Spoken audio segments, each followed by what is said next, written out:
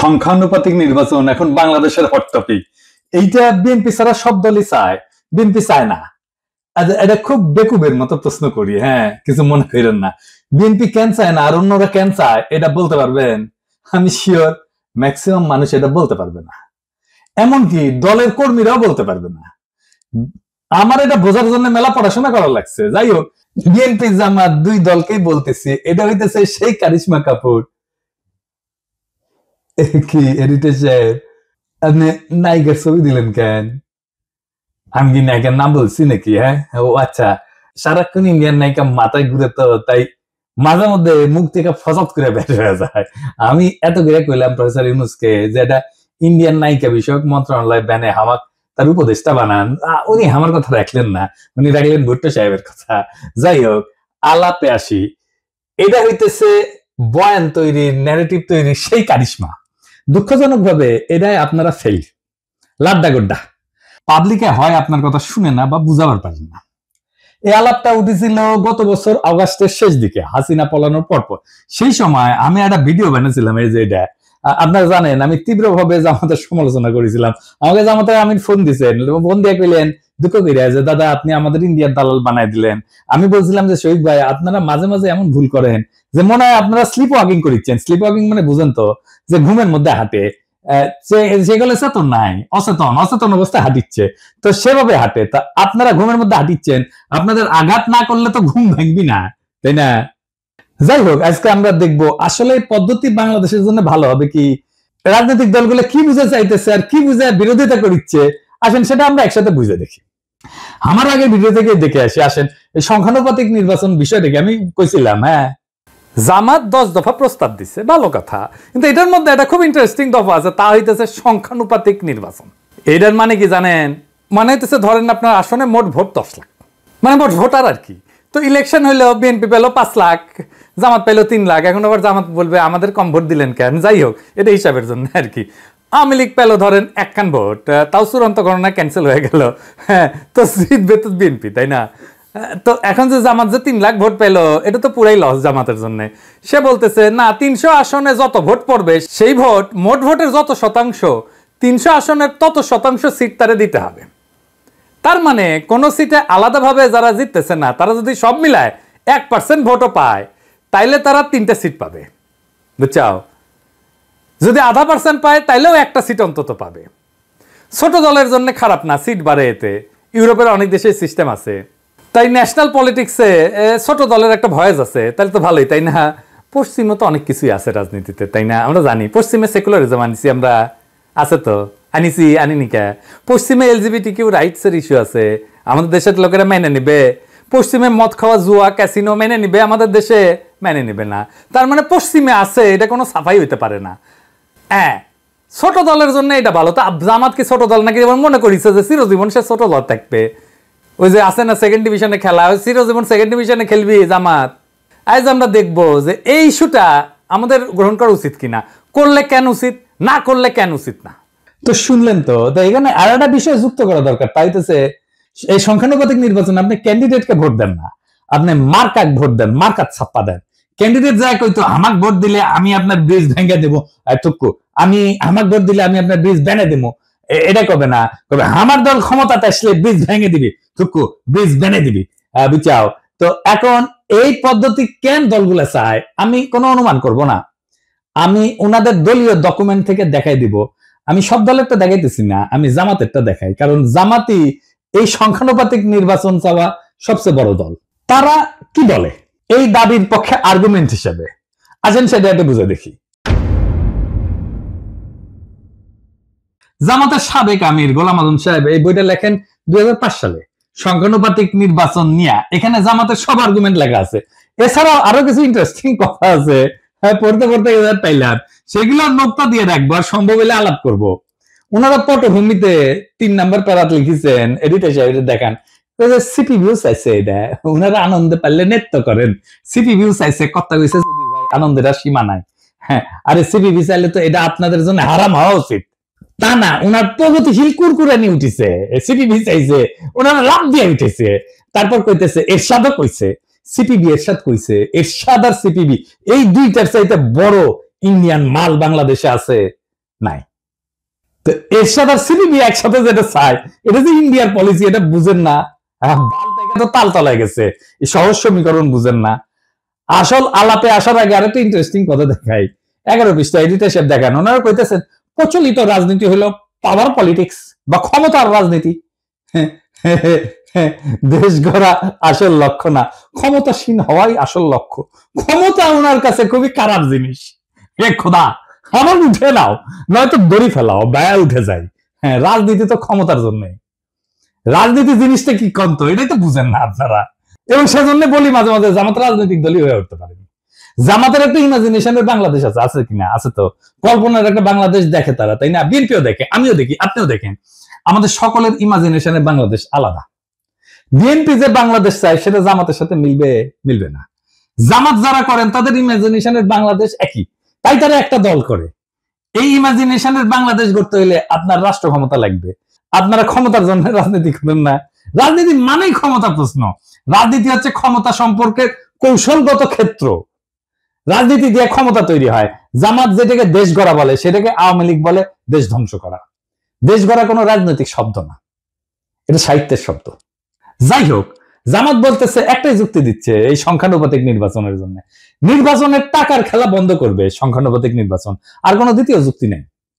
ক্যান্ডিডেটদের টাকা খরচা করতে হয়। দেখেন, টাকা খেলা বন্ধ করার জন্য জামাত সংখ্যানুপাতিক নির্বাচন চায়। খুব সৎ চাওয়া, তাই না? আচ্ছা জামাতের ভাইরা বলেন তো, আমি বিএনপি জামাতের উদাহরণ দিব না, কারণ আপনারা তো ভালো ছেলে, সন্ধ্যাবেলা হাত মুখ ধুয়ে পড়তে বসেন, তাই না? তো ধরেন দা জাতীয় পার্টি, যে খারাপ পার্টি আপনাদের কাছে, তাই না? সে তো 7% ভোট পায়, তাই না? বাংলাদেশে মানে সে 21টা সিট পাবে, পাবে কিনা? 21টা না পেলে 15টা পাবে, 15টা না পেলে 10টা পাবে, 10টা না পেলে 5টা তো পাবে নাকি? এর মধ্যে যদি সে এক একটা সিট 500 কোটি টাকায় বিক্রি করতে চায়, হবে না বিক্রি? আপোষে হবে। আওয়ামী লীগের লোকেরাই কিনে নেবে। মজা তো, এলাকায় যাইতে হইলো না, মারপিট করতে হইলো না, ক্যাম্পেইন করতে হইলো না, ভোট কেন্দ্র দখল করতে হইলো না, এমনকি রাজনীতি করতে হইলো না। আপনাকে এমনকি নমিনেশনও কিনতে হইলো না। শোনা যায় নমিনেশন দিয়ে অনেকে টাকা পয়সা নেয় আর কি, অনেক দল আর কি। না মার কইলাম না আর কি, আপনারা জানেন। আপনার টাকা আছে, আপনার জিতা সিট কিনে নিলেন, নো রিস্ক, হারার কোনো ভয় নাই।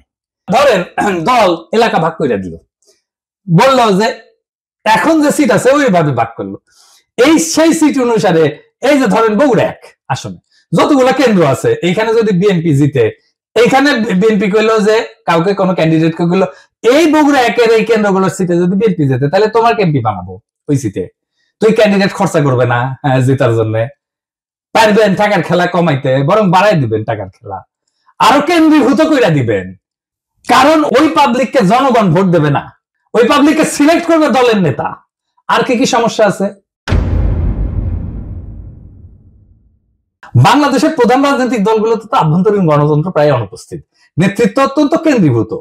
এই পদ্ধতিতে, সংখ্যানুপাতিক পদ্ধতিতে দলীয় তালিকা তৈরি হবে কেন্দ্রীয় নেতৃত্বের মাধ্যমে। এটা স্থানীয় জনপ্রতিনিধিত্বকে দুর্বল করে দিবে। দলীয় নেতৃত্ব ক্ষমতা আরো কেন্দ্রীভূত করবে এবং স্থানীয় পর্যায়ে জবাবদিহিতা কমবে। দলের শীর্ষ নেতৃত্বই নির্ধারণ করবে কে সংসদে যাবে। ভোটারদের প্রত্যক্ষ ভোটের ক্ষমতা কমে যাবে। মানে এখন তো জনপ্রিয় নেতা হলে তার জেতার চান্স থাকে, তাই না? মানুষের কাছে ভালো হইতে হয়, সেটা কোনো দরকারই পড়বে না। দেখেন, আমরা অনেকে মনে করি রাজনীতি মানে হচ্ছে নির্বাচন, আইন, সংসদ, এই সমস্ত কিছু। কিন্তু রাষ্ট্রবিজ্ঞানী মোস্তাক আহমেদ একটা খুব সোজা কথা বলেন। উনি বলেন যে রাজনীতি আসলে একটা অদৃশ্য বোঝাপড়া। সেটাতে ঠিক হয় কে ক্ষমতায় থাকবে, কে টাকা খাবে, কে নিরাপদে থাকবে। এই বোঝাপড়াকেই বলা হয় পলিটিক্যাল সেটেলমেন্ট, বা বাংলায় বলে রাজনৈতিক বন্দোবস্ত। এই রাজনৈতিক বন্দোবস্ত ছাত্ররা ভাঙতে চাইছিল, আর সেটাকেই তারা বলছিল নতুন রাজনৈতিক বন্দোবস্ত। বুঝিছাও? তো এই বন্দোবস্ত লিখিত না, কিন্তু কিন্তু খুব বাস্তব। বড় বড় রাজনৈতিক দল, আমলা, ব্যবসায়ী গোষ্ঠী, পুলিশ, বিচারক, এলিট সবাই এটা অলিখিত চুক্তিতে থাকে। আমি একটু বুঝাই বলি। ধরেন রাস্তার ট্র্যাকে চাঁদাবাজি, হাটের ইজারা, ছিনতাই, মাস্তানি, ঠিকাদারি, বালু মাহাল, এই সমস্ত জিনিস আছে না, যেটি থেকে টাকা পয়সা আসে। এটা একটা ইকোনমি আছে। কে তুলবে টাকা, কে নিবে, পুলিশ কত পাবে, রাজনৈতিক নেতা কত পাবে, তৃণমূলে মাস্তান কত পাবে, মন্ত্রী কত পাবে, হাজিরা কত পাবে, এই সবকিছু সেটেলড সেই অলিখিত চুক্তি দিয়া। এটি রাজনৈতিক বন্দোবস্ত। এই বন্দোবস্তের পার্ট এমপি। সে খরচা করে, মাস্তান পালে, কর্মী পালে, পুলিশের সাথে যোগাযোগ রাখে, উকিলের সাথে যোগাযোগ রাখে, স্থানীয় মাফিয়ার উপরে, আন্ডারওয়ার্ল্ডের উপরে নিয়ন্ত্রণ রাখে। এইভাবে এই বন্দোবস্ত টিকে থাকে। হাসিনা চলে যাওয়ার পরে অপরাধ বাড়ছে কেন? কারণ এই আন্ডারওয়ার্ল্ডের উপরে যাদের কার্যকর নিয়ন্ত্রণ ছিল তারা নাই হয়ে গেছে। এখন কেউ সেইভাবে কন্ট্রোল করে না, তাই এরা নিয়ন্ত্রণহীনভাবে যা খুশি করতেছে। এইটা ল অ্যান্ড অর্ডারের বিষয় না, এটা সেই অলিখিত চুক্তি ভেঙে যাওয়ার পরিণতি। আমাদের নতুন বন্দোবস্ত করার আগেই আপনি আরেকটা বন্দোবস্ত ভাঙতেছেন। বাংলাদেশে ইনস্টিটিউশন নাই, গড়ে ওঠে নাই। এই ইনস্টিটিউশনের বিকল্প হচ্ছে রাজনৈতিক বন্দোবস্ত। এইখানে রাজনৈতিক দল তার নেতা কর্মী একটা জটিল ভারসাম্য রক্ষা করে সমাজকে টিকায় রাখে। এইটা যখন নষ্ট হয়ে যায় তখন প্রতিদ্বন্দ্বী গোষ্ঠীগুলো নিরাপত্তাহীনতায় ভোগে এবং সহিংসতা, দুর্নীতি, রাজনৈতিক অস্থিরতা বাড়ে। আপনি সংখ্যানুপাতিক নির্বাচন করে পুরা পলিটিক্যাল ফেব্রিক ধ্বংস করে দেবেন, কেউ নিয়ন্ত্রণ করতে পারবে না। জেলা শহরগুলোর আন্ডারওয়ার্ল্ড, ঢাকা শহরের আন্ডারওয়ার্ল্ড আপনি নিয়ন্ত্রণ করতে পারবেন না। তার ব্যবসা বাণিজ্য ভাগ বাটোয়ারা, এই জায়গাটা কে নিবে? তখন আপনি তো সব উলট পালট করে দিচ্ছেন, এলোমেলো করে বেমাল লুটে পুটে খাই, একটা কথা আছে না, আপনি এলোমেলো করে দিচ্ছেন রাজনৈতিক বন্দোবস্তকে। তো ওই জায়গা তো ফাঁকা থাকবে না, তো ওই জায়গাটা কে নিবে? পুলিশ নিবে, যেটা অর্গানাইজ, এখন পুলিশ নিবে, প্রশাসন নিবে, আর একটা হাসিনার শাসন তৈরি হবে। পুরা সমাজ, রাষ্ট্র রাজনৈতিক দলের নিয়ন্ত্রণের বাইরে চলে যাবে। যে দেশে ইনস্টিটিউশন গড়ে ওঠে নাই সেই দেশের রাজনৈতিক বন্দোবস্তই হলো সমাজকে টিকায় রাখার বিকল্প ব্যবস্থা। আর আপনি সেই ব্যবস্থাটিকে ভেঙ্গা সংখ্যানুপাতিক নির্বাচন নামের গুগলি মারলে রাষ্ট্র গড়ায় পড়বে গ্যাংয়ের হাতে, পুলিশের হাতে, প্রশাসনের হাতে, স্থানীয় মাফিয়ার হাতে। আফগানিস্তানে হয়েছিল না, তালেবান আসার আগে এক এক এলাকায় এক এক ওয়ারলর্ড শাসন করতে, একই জিনিস হবে বাংলাদেশে। আপনি এই কাজটা করতে যাইতেছেন, পুলিশ আর প্রশাসন শক্তিশালী হয়ে উঠবে, দারুণ। এই সংখ্যানুপাতিক নির্বাচন আঞ্চলিকতা বাড়ায় দেবে। আমি অন্য দেশের উদাহরণ দেব না, বেলজিয়ামের উদাহরণ দেব। এই বেলজিয়াম একটা দেশ হিসাবে থাকে কিনা দেখেন। কি হয়েছে বেলজিয়ামে? আসেন আলাপ করতেছি। বেলজিয়াম তো একটাই দেশ, তাই না? কিন্তু এর ভেতরে আছে দুইটা বড় জাতিগত ভাষাগত গোষ্ঠী। একটা হচ্ছে ফ্লেমিশ, ওলদান্স ভাষায় কথা বলে, থাকে দেশের উত্তর অংশে, তার নাম হচ্ছে ফ্লান্ডার্স। আর 2 নম্বর হচ্ছে ওয়ালুন, ফরাসি ভাষায় কথা বলে, থাকে দেশের দক্ষিণ অংশে, নাম হচ্ছে ওয়ালোনিয়া। এরা কিন্তু আলাদা ভাষায় কথা বলে, আলাদা স্কুলে পড়ে, আলাদা গণমাধ্যম আছে তাদের জন্য, এমনকি আলাদা রাজনীতি করে, দল আলাদা এই 2 গ্রুপের। এবং এই বেলজিয়ামে সংখ্যানুপাতিক ভোট আছে। এই পিয়ার সিস্টেমে ভোট যতই ছোট হোক, আলাদা পরিচয়ের দল সংসদে ঢুকে পড়ে। এর ফলে বেলজিয়ামে গড়ে উঠছে শুধু ফ্লেমিশ স্বার্থ নিয়ে কাজ করে এমন দল, যেমন এনভিএ। শুধু ওয়ালুন স্বার্থ নিয়ে কাজ করে এমন দল, যেমন পিএস, পার্টি সোশ্যালিস্ট। এরা কিন্তু জাতীয় স্বার্থ দেখে না, কেবল নিজেদের অঞ্চলের স্বার্থ দেখে। ফলে সার্বজনীন রাজনীতি আর হয় না, হয় আঞ্চলিক স্বার্থের জন্য রাজনীতি। এর ফলাফল কি? সরকার গঠন করতে পারে না। ফ্লেমিশ আর ওয়ালুন এদের মতানৈক্য চূড়ান্ত। এই যে দেখতেছেন না, এখন প্রেসিডেন্ট সরকার ঐক্যমত করতে পারতেছে না, দেখতেছেন না, জুলাই সনদ করতে পারতেছে না, মতানৈক্যের জন্য একই রকম। বেলজিয়ামের জাতীয় পরিচয় দুর্বল হয়, সবাই নিজেকে ওয়ালুন বা ফ্লেমিশ ভাবে, বেলজিয়ান ভাবে না। ভাষা, শিক্ষা, অর্থনীতি সব আলাদা হয়ে গেছে। স্কুলে আলাদা পাঠ্যক্রম, আলাদা মিডিয়া, এমনকি আলাদা ট্যাক্স এবং প্রশাসন চলতেছে অঞ্চল ভিত্তিক। যেহেতু একক সংখ্যাগরিষ্ঠতা পায় না, সরকার গঠন হয় না। 1 বছরের বেশি সময় সরকার গঠন হয়নি, এরকম এক্সাম্পল আছে। এই রাষ্ট্র টিকবে না। এবার আরো মারাত্মক উদাহরণ দিই ইসরায়েলের। ইসরায়েল যে আগ্রাসী রাষ্ট্র হয়ে উঠছে, এটা সংখ্যানুপাতিক নির্বাচনের জন্য। কিভাবে? ইসরায়েল এখন একটা রাষ্ট্র না, একটা চরমপন্থী যুদ্ধযন্ত্র। আর এই রূপান্তরের বীজ পোতা আছে তাদের এই সংখ্যানুপাতিক নির্বাচনের ব্যবস্থা। তো এখানে প্রায় 3% মতো ভোট পেলে সংসদে ঢুকে যায় যে কেউ। এই ফাঁক গলে ক্ষমতার মঞ্চে উঠে আসছে এক ঝাঁক ধর্মীয় হুলিগান, যারা গণতন্ত্র না, ধর্মীয় শাসন এবং জাতিগত নিধন চায়, ফিলিস্তিনের ধ্বংস চায়, গাজার ধ্বংস চায়। কারা এই হুলিগান? যেমন SHAS, এরা নারী অধিকারের প্রকাশ্য শত্রু, সিভিল ম্যারেজের প্রকাশ্য শত্রু। তারপরে আরেকটা আছে UTJ, এরা নারীদের ভোটের শত্রু, আধুনিক শিক্ষার শত্রু, এমনকি রাষ্ট্রীয় আইনকে অস্বীকার করে। আরেকটা আছে ওজেমা ইহুদিক, আরবদের নাগরিকত্ব বাতিল করে দিতে বলে, গাজায় গণহত্যায় উস্কায় দেয়।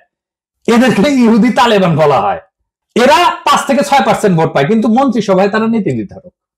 তাদের জন্য সরকার গঠিত হয়, কারণ কেউ সংখ্যাগরিষ্ঠতা পায় না, এবং এরা এই সাপোর্টটা দেয় এবং সরকারের নীতি জিম্মি হয়ে যায় এদের কাছে। ইসরায়েলে কোনো দল একক সংখ্যাগরিষ্ঠতা পায় না। সরকার গঠনের জন্য এই হুলিগানদের সমর্থন লাগে। তারা চুক্তি করে শর্ত দেয় যে আমাদের দাবি যদি না মানো তাহলে সরকার ফেলায় দেব। নেতানিয়াহু বাধ্য, তাকে বিচার বিভাগ ভেঙে দিতে হয়েছে এদেরকে সন্তুষ্ট করার জন্য। এই বিচার সংস্কার ইস্যুতে 2023 সালে ইসরায়েল জুড়ে ইতিহাসের সবচেয়ে বড় গণবিক্ষোভ হয়েছে। এই এদেরই নেতা এই বেনগাভির আল-আকসায় যায় বলছে আরবদের সরাও, এটা আমাদের। এটার ফলে কিন্তু হামাস রকেট ছড়ে, তারপরে যুদ্ধ শুরু হয়, বুঝেছেন? এবং মন্ত্রিসভায় যারা আছে এই যে এই ছোট দলগুলা হুলিগানদের, তারা বলছে গাজায় জনসংখ্যা কমাও, পানি বিদ্যুৎ বন্ধ করো, বোমা দিয়ে তাদেরকে ছারখার কইরা দাও। এই যুদ্ধ ছিল ধর্মীয় প্রতিশোধে পরিচালিত গণহত্যা, এবং এই গণহত্যা করছে এই সংখ্যানুপাতিক নির্বাচনে ফাঁক গলিয়া ঢুকা গেছে যারা, তারা। বাংলাদেশে একই ধরনের ঘটনা ঘটবে। এমনকি ইরান যুদ্ধে রাজনীতিকে বানানো হয়েছে ধর্মীয় জিহাদ। এই ওরজেমা ইহুদির এরা বারবার বলছে ইরানকে সরাসরি আক্রমণ করো। এই যুদ্ধকে তারা বলছে জুইস ডেস্টিনি। কূটনীতি, আন্তর্জাতিক আইন, আঞ্চলিক স্থিতিশীলতা সব ফালতু, শুধু যুদ্ধ, আগুন আর দখল চাই এদের জন্য। এবং এই প্রপোর্শনাল রিপ্রেজেন্টেশন, সংখ্যানুপাতিক নির্বাচনের জন্য ইসরায়েল এখন একটা চরমপন্থীদের রাষ্ট্র হয়ে গেছে, যেখানে 5% উন্মাদ একটা দেশের 95% ভবিষ্যৎ নিয়ন্ত্রণ করে। ইসরায়েল আজকে প্রমাণ যে সংখ্যাগত সমতা মানে রাজনৈতিক সুস্থতা না, প্রপোর্শনাল রিপ্রেজেন্টেশন মানে ক্ষমতা বিকেন্দ্রীকরণ না, জনগণের ক্ষমতায়ন না, অনেক সময় চরমপন্থার কেন্দ্রীভবন হয়। আপনারা রাজনীতিতে আপনার কল্পনার ইমাজিনেশনের বাংলাদেশ গড়বেন, কিন্তু সেই ইমাজিনেশনের ভেতরে এই বাস্তব দেশের জনগণ, এই মানুষের মুখ, তাদের যন্ত্রণার বাস্তবতা তো অনুপস্থিত। রাষ্ট্রটা কি ল্যাবরেটরির এক্সপেরিমেন্ট রে ভাই, যে একটা জিনিস ট্রাই করব, আবার দেখব, ভুল হবে, আবার দেখব? তা তো না। ইসরায়েলের মতো রাষ্ট্র চরমপন্থার হাতে কুক্ষিগত হয়ে গেছে এই সিস্টেমের কারণে। বেলজিয়ামের মতো রাষ্ট্র বিভক্ত হয়ে যাইতেছে ভাষার দাঙ্গায়। বাংলাদেশকে নিয়ে কি সেই পথে হাঁটতে চান? আমরা কি দেখতে যাচ্ছি? এমন একটা দেশ যেখানে ভোটার থাকবে কিন্তু কোনো প্রতিনিধিত্ব থাকবে না, যেখানে রাজনীতি থাকবে কিন্তু রাষ্ট্র থাকবে না, যেখানে রাষ্ট্রের নিয়ন্ত্রণ থাকবে স্থানীয় গ্যাং, পুলিশ আর প্রশাসনের হাতে। শক্তিশালী ইনস্টিটিউশন না গড়ে ওঠায় যে রাষ্ট্রের প্রত্যেকটা জেলা এখনো একটা রাজনৈতিক বন্দোবস্তের মধ্যে টিকে আছে, এই প্রপোর্শনাল রিপ্রেজেন্টেশন, সংখ্যানুপাতিক নির্বাচন আইসা সেই সামাজিক ভারসাম্য ধ্বংস করে দেবে, রাজনৈতিক ভারসাম্য ধ্বংস করে দেবে। নতুন কিছু গড়ার আগে পুরোনোটাকে ভেঙে ফেলতে চাইলে দায়িত্ব তো আপনার রে ভাই। কিন্তু যদি আপনি না জানেন কি ভাঙতেছেন, তাহলে আপনি তো স্থপতি না, আপনি তো ধ্বংসের কারিগর। বাংলাদেশ আজ এক ক্রসরোডে দাঁড়ায় আছে। কিছু দলের ভুল সিদ্ধান্ত, কিছু বুদ্ধিজীবীর নির্বোধ গুগলি, আর কিছু বিদেশি থিঙ্ক ট্যাঙ্কের ঠাইসা দেওয়া এক্সপেরিমেন্ট, এসব মিলা আজ রাষ্ট্র এক ভয়ঙ্কর জুয়া খেলায় ঢুকে পড়ছে। একটা দেশ যেটা গণতন্ত্র ছিল ভঙ্গুর, আইনের শাসন ছিল কাগুজে, সেই দেশে আপনি যদি রাজনৈতিক বন্দোবস্ত না রেখা এই সংখ্যানুপাতিক নির্বাচনের সিস্টেম চাপায় দেন, তাহলে গড়ে উঠবে তা গণতন্ত্র না, তা হবে পলিটিক্যাল মাফিয়ার এনক্লেভ। আর মানুষ শুধু ব্যালটের সেরা কাগজ হয়ে থাকবে। আমরা কি একটা রক্তাক্ত বিপ্লবের পরে এমন একটা পরিণতি চাইছিলাম? বিচারের ভার আজকে আপনাদের উপরে দিলাম। এই দেশ ধ্বংস কইরেন না, এই দেশ ধ্বংস হয়ে যাবে যদি আপনাদের বিবেচনাবোধ অন্ধকার হয়ে যায়, আপনাদের জাজমেন্ট যদি ক্লাউডেড হয়ে যায়। সেই রাস্তায় আমরা হাঁটতে চাই না, আমরা বিপ্লবের রাস্তাতে হাঁটতে চাই। বিপ্লবকে পরিপূর্ণভাবে বিজয়ী কইরা বাংলাদেশকে একটা নতুন রাষ্ট্র করতে চাই। ইনকিলাব জিন্দাবাদ।